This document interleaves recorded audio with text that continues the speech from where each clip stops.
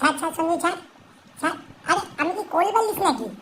আরে আমাকে কোল বালিশ পেয়েছিস, কিন্তু কেন আমি এতটা সহ্য করছি একটু পরে বুঝতে পারবি। দাঁড়া, একটু পরে বুঝতে পারবি, দাঁড়া। হ্যাঁ, কই মাম্মিটি দে। আরে আবার চুমু খাচ্ছিস কেন? ধর, আরে খা খা। হ্যাঁ, ইয়ে, এইবার বুঝতে পেরেছিস কেন আমি এতটা কম্প্রোমাইজ করছিলাম। দে মাম্মিটি দে। কোথায় গেল? পড়ে গেল নাকি?